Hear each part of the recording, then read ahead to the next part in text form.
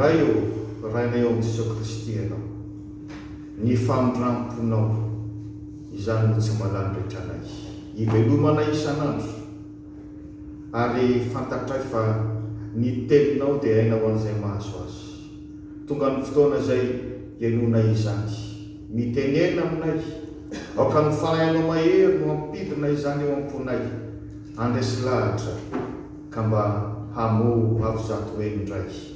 Dia amin'ny anaran'i Jesosy Kristy ilay teny tonga nofo no anaovanay izany vavaka izany. Amen. Galatianina toko 5 andiny voalohany ka hatramin'ny 5 no isy ny afatry ny tompo ho anao ny fiangonany malala, ary akatsika ny loha hevitra hoe iaino amin'izay ny didim-pitiavana. Aiza moa ty Galatia ty? Raha amin'ny resaka sary tany ankehitriny dia any Turquie izany zao. Tanàna lehibe tany Turquie tany izy ty, izay nivangilin'ny apôstôly Paoly voalohany tamin'ny 10 missionnaire na hoe tafika masina voalohany izay nataony tany amin'ny taona 770 taorianan'i Jesosy Kristy. Inona moa ny antony tena nanoratana? Nisy olana tao. Nisy olana satria nisy tamin'ireo jiosy izay tonga kristianina no mbola mitondra ny tarazony mampianatra teolojia jiosy, dia mbola mitory ary nametrapetraka tao amin'ny fiangonana kristianina tao Galatia hoe tsy maintsy manaraka atsakany sy andavany ny lalànan'ny Mosesy isika, vaovaovontsy, tsy maintsy foraina zay vaovaovontsy. Dia nampitaraina ireo tsy jiosy ara-pirazana amin'izany, itaraina tany amin'ny apôstôly Paoly, ka zany no mahatonga azy manoratra izao epistily ho an'ny Galatianina izao. Raha dika amin'ny teny tsotra ny tian'ny apôstôly Paoly ambara dia zao: ampy izay nandiananareo tamin'ny lalàna fotsin'izay, ko manompo izao mandiana amin'izay araka ny lalàna Kristy dia mididim-pitiavana. Ny afatra voalohany antsika izany zao dia ny hoe iaino amin'izay mididim-pitiavana ka areno izay avo, areno izay avo. Ny fomba fihevitra jiosy tokoa tao amin'ny fivavahana jiosy na ny judaisme dia zao: izay maka tony lalàna ihany no vonjena, ary hoenjena eny vonona ho faty aza izay mandika ny lalàna. Dia mbola nisy zany no nivoy amin'izany tao amin'ny fiangonana kristianina tao Galatia.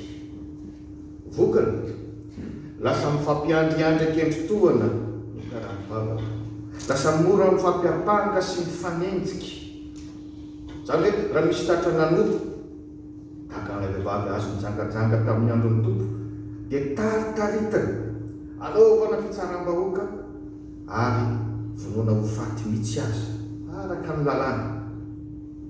Dia hitantsika amin'izany fa ny lalàna dia natao hanamelohana fotsiny, fa tsy misy afa-tsy ny fahasoavan'Andriamanitra ao amin'ny Jesosy Kristy no afaka mamonjy atsika, no azontsika famelan-keloka rehefa mibebaka isika. Fa na dia mididy folo fotsiny azy ange no hoe andeha hitsarana atsika. Dia izy amintsika izao mbola tsy nandika na dia ny ray monja raha tamin'ny didy folo, dikan'izany ho very daholo isika raha ny lalàna no tsarana atsika. Ary zany mahatonga ny apôstôly Paoly mamerina sy manamafy amin'ny andininy voalohany eto amin'ny toko 5 manao hoe: ry rahalahy, raha misy olona azon'ny ota tsy nahy aza dia atsanganareo izay manana ny fanahy amin'ny fahamorana izy. Zany no didin'ny kristianina mandeha araka ny fanahy, manarina amin'ny fahamoram-panahy. Zany fahamoram-panahy zany rehefa vakinao ilay toko 5 eo anoloana dia anisan'ny vokatra ny fanahy rehefa mandeha araka ny fanahy ny olona. Zany hoe manarina ny lailavo amin'ny fitiavana te hanarina azy mihitsy. Tokony hanarina azy isika satria mety efa manantara tamin'izany toerana izany io fa namondrana foana. Sanatria mety mbola ho lavo azy satria nofo aman-drano. Ary zany no mahafisin'ny apôstôly Paoly amin'ny tapany faharoa amin'ilay andiny voalohany manao hoe: ka mievera amin'ny tenanao fa ndao ianao koa mba halaim-panahy ihany. raha misy olona aza ve moa eny an-dalana hitatsika ka mianjera potraka, inona no ataotsika? Manarina azy. Maika fa raha araka ny fanasika raha misy olona potraka ara-panahy entitra ny baiko ny meno ny tenin'Andriamanitra atsanganonareo izay manana ny fanahy amin'ny famorana izy. Ikan'ireo izay manana ny fanahy dia olona mandeha araka ny fanahy. Ary ny mifanohatra amin'izany dia ny olona mbola mandeha araka ny nofo. Raha olona mbola mandeha araka ny nofo fotsiny isika dia izao, tonga dia mitsaratsara raha vao mahita olona azo rota. Tonga dia maneso, tonga dia mandatsa, tonga dia mifosafosa manaparitaka izay raha tsy hita. Ary indrisy fa zany moa ankehitriny ny ohatra ny hitazanantsika na dia tsy hitsaroantsika aza ny alala ny tambajotra tserasena ankehitriny. Olona mifanenjika no betsaka, izay mahay manaratsy ny ray no be mpanaraka. Ry havana malala, raha ifanaratsy sy ifanenjika tokoa no ataontsika ty am-piangonana, inona no dikany? Ary be no raraka an-dalana. Dia Satana no faly voalohany amin'izany satria manatanteraka ny iraka mpanaovina ny Satantsika raha izany tokoa no ity. Raha ndrina namafisa amin'ny tenin'Andriamanitra amin'ny andininy faharoa, mifampitondra izay mavesatra ianareo. Inona no dika amin'izany? Raha misy olona azo nota na mahatsiaro tena fa mavesatra ka mba manantona anao izy te hizary zany olona amin'izany, mety izy ianao hiaino. Zany natao hoe zoky amin'ny mpanahy.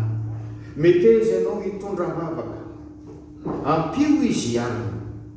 Fa tsy hoe satria nafantatra ny olana ianao dia ianao indray no manala-baraka azy. Tena mitondra azo any amin'ny fahamenarana sy ny fahaverezana zany. Tsarovy ry havana fa ny fiangonana dia ho ary ny tenin'Andriamanitra amin'ny tena. Bakeo ny Korintianina voalohany toko 12, tahaka amin'ny tena iray isika. Zany hoe natao hifanampy, miray aina tsy afa-misaraka, tahaka amin'ny tanana sy ny tongotra. Ny taova rehetra ao anatintsika ao tsy afaka misaraka fa rehefa reo no sarasaranao dia maty izay le tena, maty izay le fiangonana. Tahaka amin'ny tena iray ihany. Raha ny lohantsika fotsiny hoe no marary, fa tsy marary daholo hoe tena tsika ray manontolo. Sa tsy zany? Rehefa marary ny vavontsika, marary daholo tena tsika ray manontolo. Hafahafa raha misy manao hoe falifaly be ny foko fa marary ny vavonika. Nefa dia izany no anohara amin'ny tenin'Andriamanitra atsika rehetra mpiray fiangonana tahaka ny singa marobe ao amin'ny tena anankiray. Mampatsiaro moabola amin'ny taona manao hoe ataovy toy ny fitiavan'ny tanana sy ny vavy. Raha marary ny tanana maninona ny vava? Hitsoka. Ary raha marary ny vava, manavosavy ny tanana.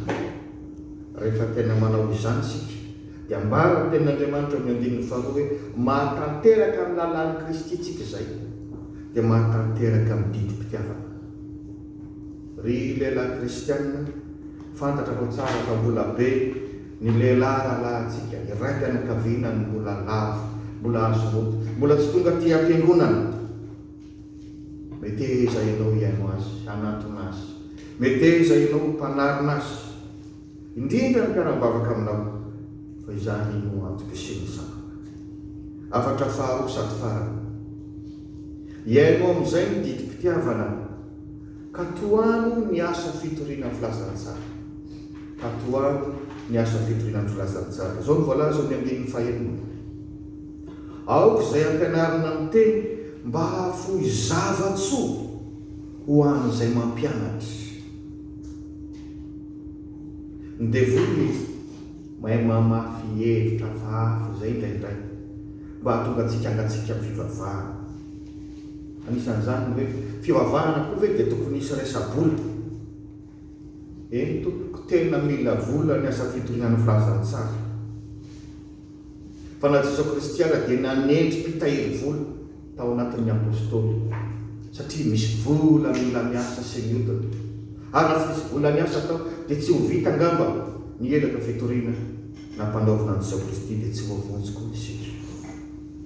Azany mahatonga ny apôstôly Paoly tsy misarasara mamporisika ny kristianina mba hanohana ny tontolo filazantsara sy ny asa fitoriana ny filazantsara rehefa tsy voatohana zany dia tsy voatohana filazana tsara dia mbola miteraka ny mofo ihany sika na dia misy fiangonana ary ho sarotro amintsika zany andeha amin'ny didim-pitiavana zany.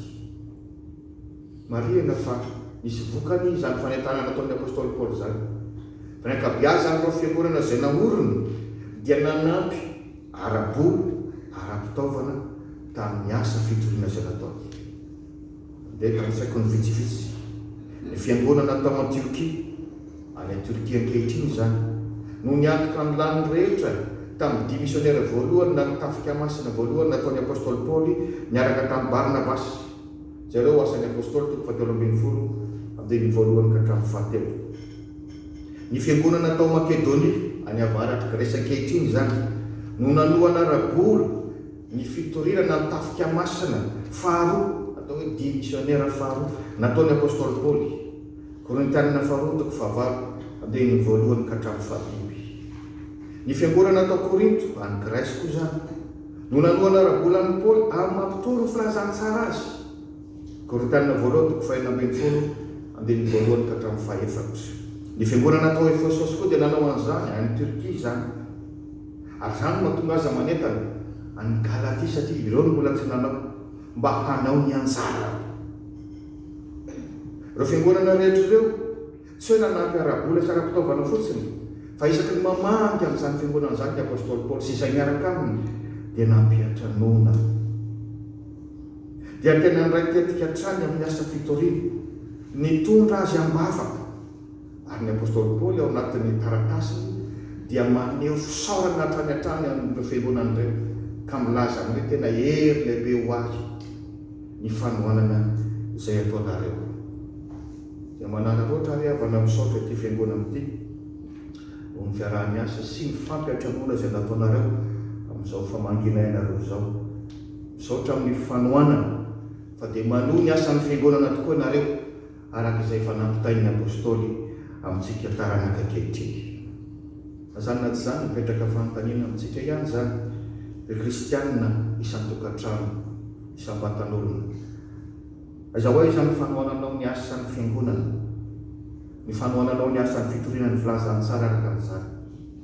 Ampafiriny amin'ny laninao isam-bolana ny momba ny ara-panahy, ny rakitra, ny adidin'ny mpandray, ny latsakemboka isaky ny sampana, ny vokatra, ny voaly izay tokony ataontsika isaky ny mandray fitahina amin'Andriamanitra isika. Mampahery anareo lehilahy kristianina, misaotra amin'ny fijoroanareo mamelony maso ny sampana, mahafinaritra ny mahita lehilahy manolo tena ho an'ny tompo. Maherezy anareo sahy mahafoy hatrany mba hanorenana tetikasa hitaomana lehilahy maro ho amin'ny tompo. Fa mila mahafoy isika vo afaka hanarina ny hafa, mila mahafoy isika vo afaka halohana ny asa fitoriana ny filazantsara. Zao mantsy nambaran'ny tenin'Andriamanitra amin'ny lohabolana faha 1:7 misy mahafoy nefa mitombo fananana ihany, ary misy fatra-pahihatra loatra nefa tonga malahelo ihany. Inatika an'izany rehefa arakaraky ny hafoy izy anao noho ny fitahin'Andriamanitra anao no hitahin'Andriamanitra anao, ary arakaraky ny ahiranao amin'ny asan'Andriamanitra no mahatonga anao mangidy fo malahelo. Ry havana, efa olonafaka ianao zao noho ny famonjen'i Kristy, efa nomen'Andriamanitra elo tonga zanak'Andriamanitra ianao. Iainao amin'izay ny didim-pitiavana dia ho hitanao ny voninahitr'Andriamanitra. Amen.